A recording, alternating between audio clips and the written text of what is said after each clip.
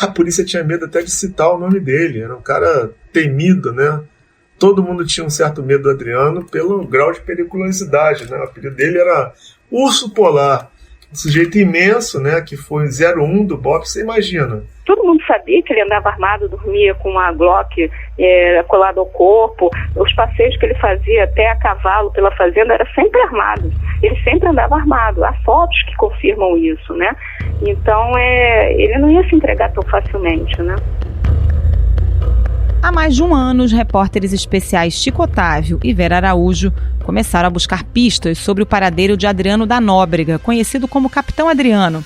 O miliciano, comandante de um grupo de matadores de aluguel no Rio de Janeiro, era procurado até pela Interpol e acabou morto numa operação policial na Bahia no último fim de semana, depois de um mês sendo monitorado. Segundo o BOPE, Batalhão de Operações Especiais da PM da Bahia, Adriano resistiu à prisão usando uma pistola austríaca calibre 9mm e morreu na troca de tiros com os policiais. O nome de Adriano ficou conhecido em agosto de 2018 durante as investigações da morte da vereadora Marielle Franco e do motorista Anderson Gomes. 5 meses depois das mortes de Marielle e Anderson, uma linha de investigação vem ganhando força. O jornal O Globo revelou que os crimes podem estar ligados a um grupo de matadores, conhecido como Escritório do Crime. Adriano chegou a ser ouvido como testemunha nas investigações, mas a ligação dele com o crime organizado vem de muito antes, inclui envolvimento com o jogo do bicho e acusações de tortura, extorsão e assassinatos.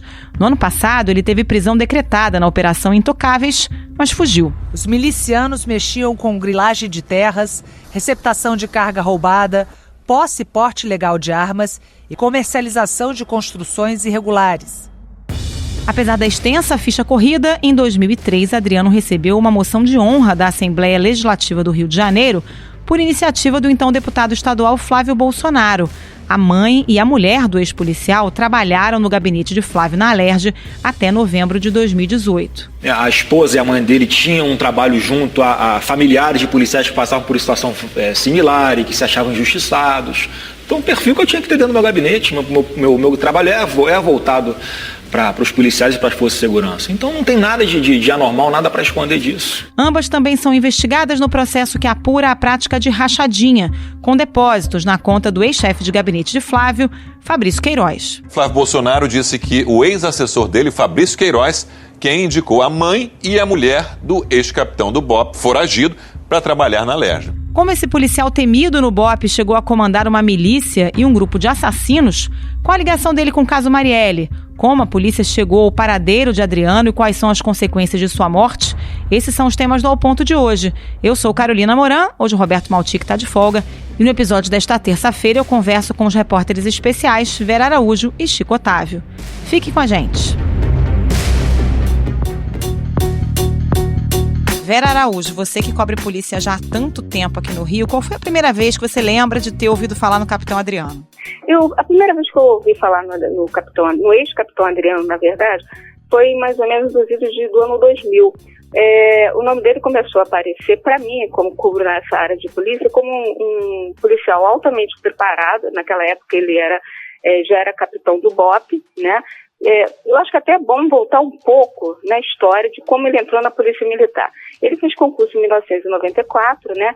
E um ano depois ele passou nesse concurso e ficou lá, trabalhou em alguns batalhões, até ele ingressar em 1999 no Batalhão de Operações Especiais.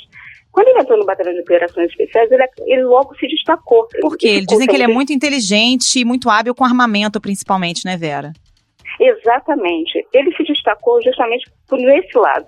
Em algumas situações, alguns colegas dele chegaram a me contar que quando a equipe, né, o BOPE recebeu fuzis novos, mesmo fuzis que eles não tinham habilidade ainda, porque eles receberam a primeira caixa do tipo de fuzil, o Adriano abriu essa caixa e rapidamente ele montou o fuzil, assim, em questão de minutos, sem olhar manual e nem nada. Isso mostra um pouco a inteligência dele. Por outro lado, ele infernizava a vida de quem entrava no batalhão, né? Outras pessoas que passaram pela mão dele, como cadetes, né? Como ele era instrutor, né? Até por causa das suas habilidades. Ele progredia muito bem em florestas, nessa área de mata, né? E ele acabou virando instrutor do BOP. E nisso, alguns alunos dele se queixaram na época, né, de que ele pregava peças junto com alguns capitães na época, né, de acordar de madrugada, de botar os alunos de prontidão na floresta e para ver se eles não estavam dormindo durante essa prática, ele aparecia de madrugada como se fosse um fantasma. Nossa. E como ele sempre teve um ótimo preparo físico, daí o apelido de urso polar, ele era muito temido dentro do BOP, assim, pelos cadetes, pelos alunos.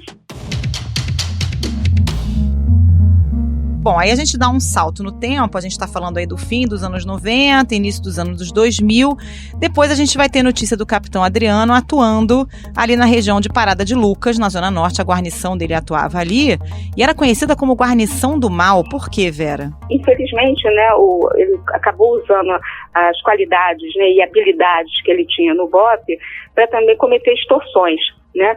E nisso ele acabava levando alguns jovens da comunidade de Parada de Lucas para um galpão que existia ali na área do Mercado São Sebastião, né, que era um grande mercado na época. Então tinha alguns galpões que ficavam vazios. Ele levava essas pessoas para lá e pedia dinheiro, né, no caso a extorsão, né. Ele fazia extorsão com familiares, às vezes até a pessoa tinha algum tipo de ligação mesmo com o tráfico, e ele ficava pedindo dinheiro, né. Torturando, né? Não era só isso, eram sessões de agressão e tortura, né?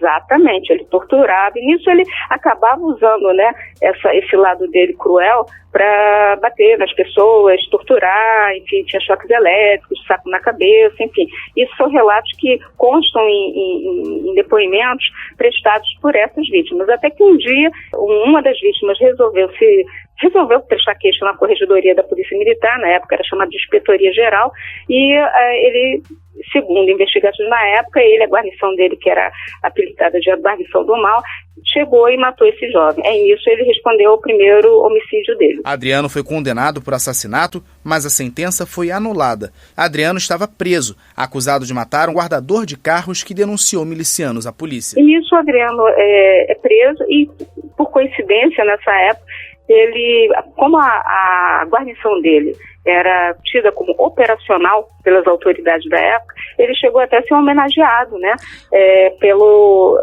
Flávio Bolsonaro. A homenagem que eu fiz ao Adriano foi por uma situação em que eles tinham sido presos por supostamente terem matado um flanelinha.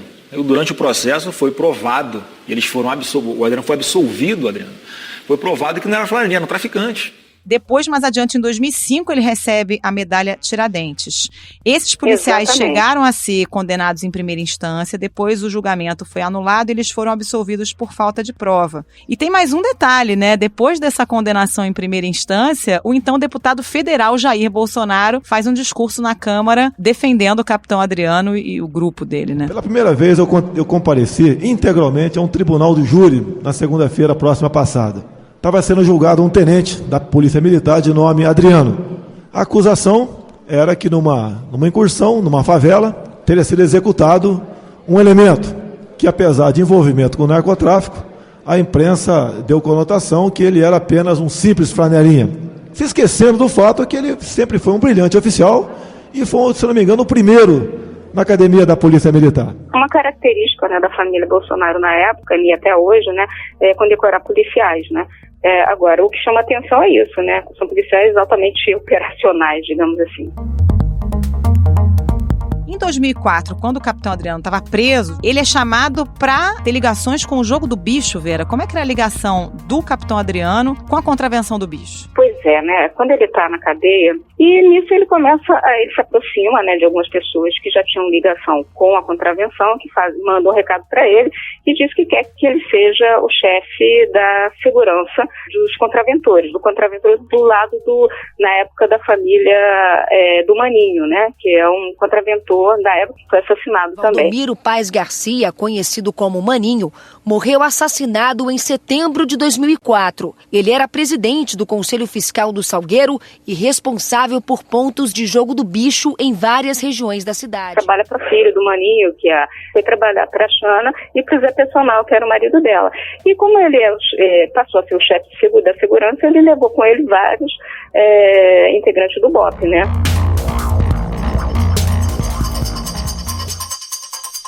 Bom, e aí com essa ficha corrida, em 2014, ele acaba sendo expulso da PM. E aí, como é que o capitão se transforma no chefe do escritório do crime, que comete assassinatos por encomenda? Como é que se dá essa transição? Ele é expulso da corporação por conta justamente dessa ligação com a contravenção. Em 2014, Adriano foi expulso da PM com uma longa ficha policial. Respondeu a inquéritos por ligação com a contravenção, extorsão, envolvimento com a máfia de caça-níqueis. Ele, antes disso, ele é até também acusado de outros crimes, de outros homicídios, mas inclusive do pecuarista Rogério Mesquita, que era o contador do Maninho, né? Ele tentou matar o Rogério Mesquita numa emboscada e logo em seguida, alguns meses depois, ele acaba executando de vez mesmo o plano dele de assassinar esse que era o contador do Maninho. Nisso ele responde por ele vai ao tribunal, mas consegue, mais uma vez, que as pessoas não o denunciem. Por quê, Carolina? Porque, na verdade, as pessoas tinham muito medo dele, justamente pela fama que ele tinha, né? E ele já, naquele momento, ele já formava o grupo dele de matadores. Ele já tinha um grupo de matadores, só que não levava esse nome. A partir do momento que ele é expulso da corporação, e com essas habilidades, ele começa a pensar, eu vou viver disso. E como ele é especializado, ele criou um grupo altamente formado só por policiais que soubessem atirar bem, se fossem precisos, né? Quando recebiam essas encomendas da contravenção, que geralmente quem encomendava os serviços dele eram pessoas da contravenção. E então ele começa a criar esse núcleo que passou a ser chamado de escritório do crime. É um grupo especializado em execuções, então, Vera? Exatamente. São matadores de aluguel que recebem por aquele serviço, matar as pessoas. Bom, e aí tivemos, inclusive, a Operação Os Intocáveis no ano passado, que prendeu algumas pessoas desse grupo, né? Eles aterrorizavam a população na zona oeste do Rio. Usavam força e violência para intimidar os moradores e demonstrar poder. Os milicianos mexiam com grilagem de terras, receptação de carga roubada, posse e porte ilegal de armas e comercialização de construções irregulares. O Adriano, ele é interessante. Quando ele se aproxima da contravenção, ele também se aproxima dos negócios ilícitos, né? Máquinas de caça-níqueis. Ele também acaba virando um miliciano, né? Ao entrar em Rio das Pedras e na Muzema, que é uma região valorizada, que fica perto da Barra, Rio dos Bandeirantes, e começa a trabalhar com grilagem de terras e também com a venda ilegal de imóveis na região. Então ele se associa à milícia que já existia ali em Rio das Pedras desde os anos 90, né? Ele se associa com as pessoas, só que como ele tem esse respeito, essa liderança, ele acaba virando o chefe da milícia de Rio das Pedras, da Muzema também. O capitão Adriano estava foragido já há um ano. E nesse período todo, você e outros repórteres, o Chico Otávio, outros aqui do Globo, estão no encalço do capitão Adriano, né? Como é que foi esse trabalho ao longo desses últimos meses? Logo depois que aconteceu Intocáveis, né, que o Adriano virou réu, né, no processo da Intocáveis 1, a gente já estava de olho, né, no paradeiro do Adriano, né? A gente sabia que ele não estava mais no Rio de Janeiro, né? A própria denúncia, né? Tinha algumas informações que chegavam, mas assim, chegava cada hora uma informação em algum lugar e para piorar, havia informes de que o Adriano tinha um plano de assassinar a promotora Simone Sibilio, né? Ela é que está à frente, a coordenadora do GAECO, e está à frente das investigações do caso da Marielle e da Intocáveis. As pessoas todas, né, alvos dessa investigação e alvos dessa operação, nós não podemos afirmar nesse momento que tem relação com a investigação do caso Marielle e Anderson.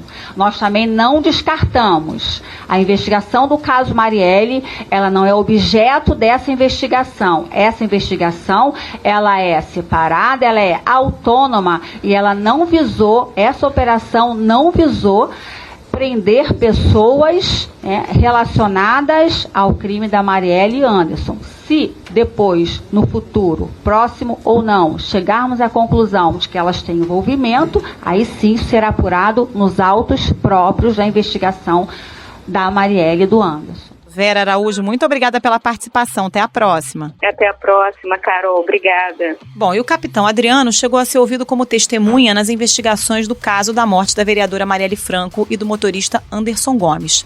Para entender melhor qual é a relação entre esse personagem e o caso da vereadora Marielle, fui conversar também com o repórter especial Chico Otávio. Chico, e a partir do caso Marielle, a gente começa a ouvir falar em capitão Adriano, mas não há nenhuma comprovação de envolvimento dele pessoalmente com o crime, né? Olha, Carolina, recentemente eu posso dizer que essa era uma hipótese assim, bem descartada, né? Ele já foi considerado um suspeito, mas eu acho que ele foi ouvido muito mais para pressioná-lo. Isso foi uma estratégia da polícia que foi usada muito na segunda metade de 2018, no sentido assim de mexer com os pistoleiros, né? Mexer com o submundo do crime, pressionar, mostrar que a impunidade deles ia acabar se eles não contassem o que soubessem sobre o crime da Marielle. E muito mais no sentido de fazê-lo abrir a boca e apontar o dedo para quem realmente tinha praticado esse crime, do que necessariamente tirar dele alguma informação que o envolvesse na morte da Marielle. Eu acho que as suspeitas surgiram porque o modus operandi, né, a forma com que ela infelizmente foi morta, se parecia muito com a prática da quadrilha liderada pelo Adriano. Então ele entrou nessa suspeita muito pelo modus operandi, pela forma de agir. E a relação do Adriano com o Rony Lessa, que foi preso como um dos autores do crime? Qual era?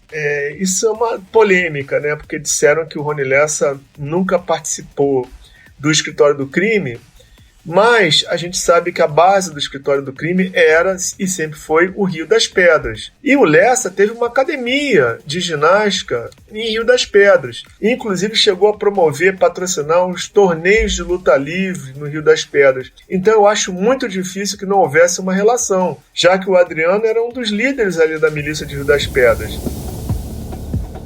Que tipo de informação o capitão Adriano poderia oferecer, não só para a investigação do caso Marielle, mas para outras investigações em curso na Polícia do Rio, Chico? Sinceramente, Carolina, o Ministério Público tinha poucas esperanças de obter alguma informação do Adriano caso ele fosse preso. O advogado de Adriano disse que vai pedir informações sobre a ação policial no interior da Bahia, que terminou com a morte do ex-capitão. Segundo o advogado, Adriano temia ser assassinado. Ele falou que estava temendo pela vida dele, porque ele tinha certeza, ele me disse, que essa operação para prendê-lo não era para prendê-lo verdadeiramente, mas era para matá-lo. Ele falou em queima de arquivo. Ele falou, eu temo por ser uma queima de arquivo. É o que acontece com o Rony Lessa, né? O Rony Lessa está preso desde março do ano passado, né? Vai fazer um ano agora, e ele não abriu a boca para nada, a não ser para dizer que é inocente, né?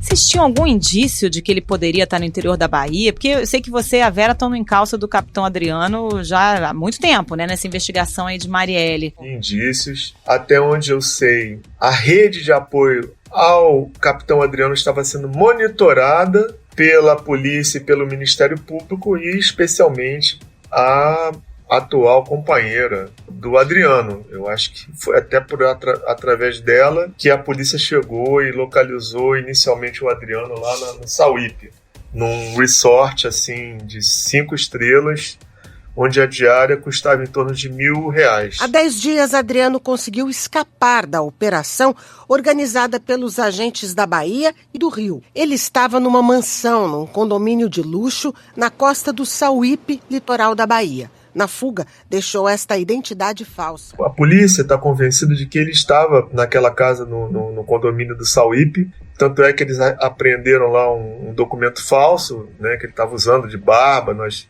inclusive, publicamos isso aí com exclusividade. As portas estavam abertas e ele provavelmente fugiu por um mangue. Qual é a dificuldade, Chico, da reportagem de ir atrás de um personagem como esse? Porque se até para a polícia é difícil, imagina para o jornalista, né? Carolina, olha, quando a gente ouviu falar pela primeira vez do A polícia tinha medo até de citar o nome dele. Era um cara temido, né? todo mundo tinha um certo medo do Adriano pelo grau de periculosidade, né? O apelido dele era Urso Polar, um sujeito imenso, né? Que foi 01 do BOPE, você imagina, com uma destreza para o tiro e sangue frio, forte, líder. Era um cara muito temido. A gente não teve muita dificuldade de avançar nas histórias de Adriano, até pelo temor que todo mundo tinha desse capitão. Chico, muito obrigada pela participação mais uma vez. Até a próxima. Obrigado, Carol, pela oportunidade. E antes da gente encerrar, eu lembro que hoje é dia do podcast Lauro e Gabeira com os colunistas Lauro Jardim e Fernando Gabeira. O áudio vai estar disponível a partir das 5h30 da tarde no site do Globo, no Spotify, no iTunes e demais plataformas de áudio.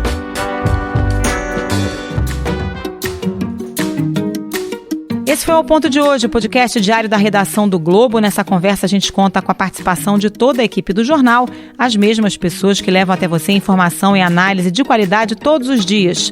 Quer saber mais? Assine o Globo. Acesse assineoglobo.com.br e confira todas as notícias e reportagens especiais. A captação do áudio e a edição são do João Guilherme Lacerda. E amanhã o Roberto Maltic está de volta da folga. Até lá!